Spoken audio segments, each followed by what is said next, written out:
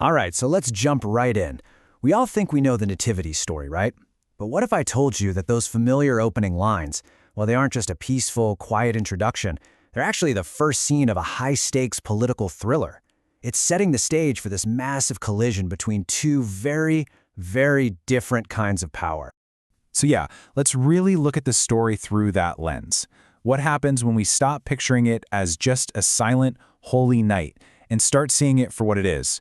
The arrival of a true king into a world run by a violent, illegitimate one. I'm telling you, it changes everything.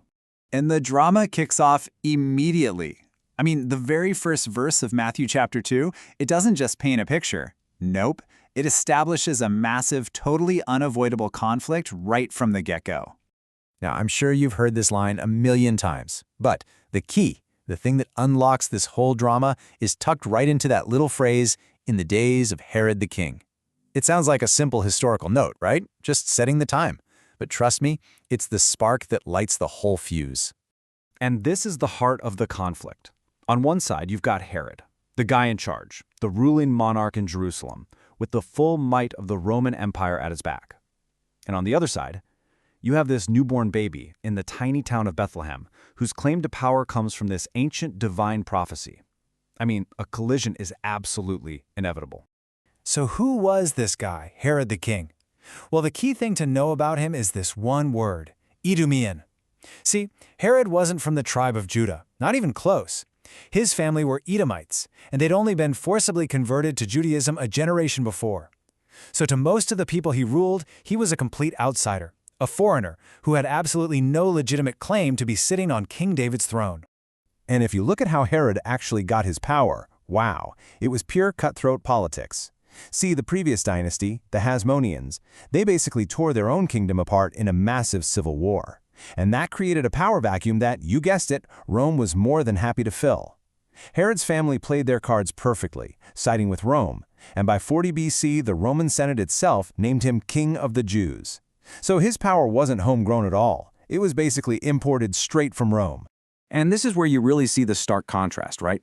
The people of Judea were waiting for a king from the line of Judah, someone whose power came from God's promise.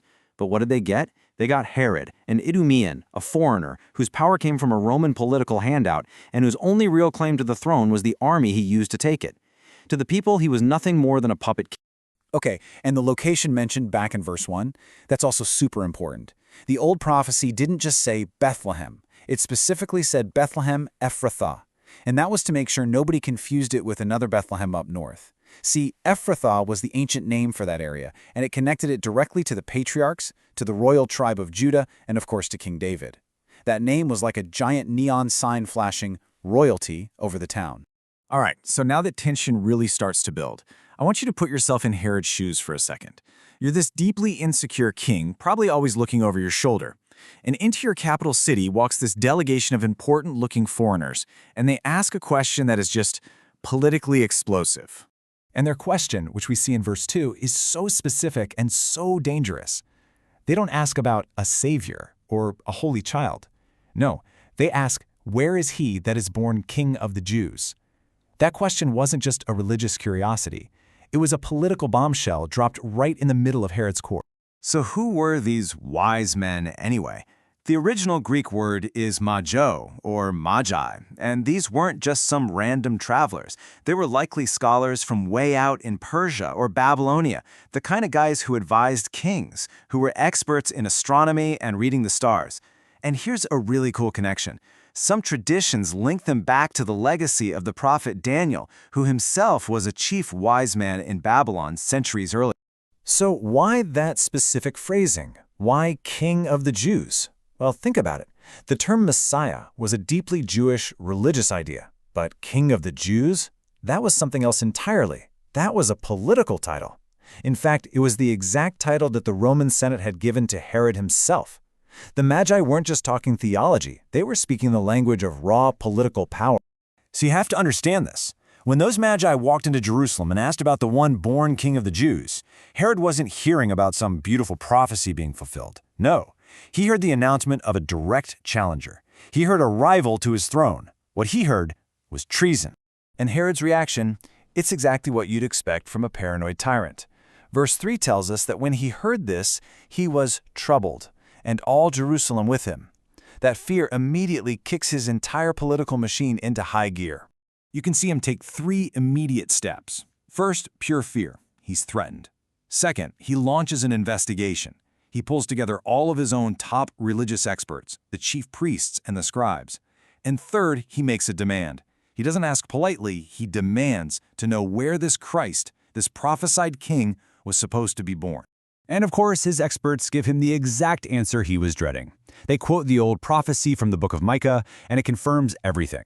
In verse 6, they tell him the spot is Bethlehem, just a few miles down the road. And the prophecy is crystal clear. A governor who will rule Israel is coming from there. For a guy like Herod, this wasn't some dusty old scroll. This was actionable intelligence about a clear and present danger. So now Herod has a name and a location. What's his next move? Deception. He hatches this really manipulative plot, but as we're about to see, it gets completely shut down by a little divine guidance. So check out his plan in verses 7 and 8. It's pretty cunning, you have to admit. He calls the Magi in for a secret off-the-books meeting. He grills them about the exact time the star appeared. Then he sends them to Bethlehem, acting all pious, saying, "Hey, when you find him, let me know so I can come and worship him too." But in reality, he's turning them into his unwitting spies. And what's crazy is just how close all of this was happening. I mean, the trip from Jerusalem to Bethlehem is only about 5 miles. That's it. You can imagine Herod sitting back in his palace, feeling completely in control. His target was just down the road, and he thought he had these reliable agents on their way to pinpoint the exact house for him. But Herod's plan had one fatal flaw. He didn't factor in divine intervention. See, verse 9 describes the star acting, well, not like a star. It went before them, and then it stood over where the young child was. A normal star in the sky just doesn't do that. This wasn't an astronomical event anymore. This was a supernatural GPS, completely overriding Herod's sneaky plot and leading the Magi right where they needed to go.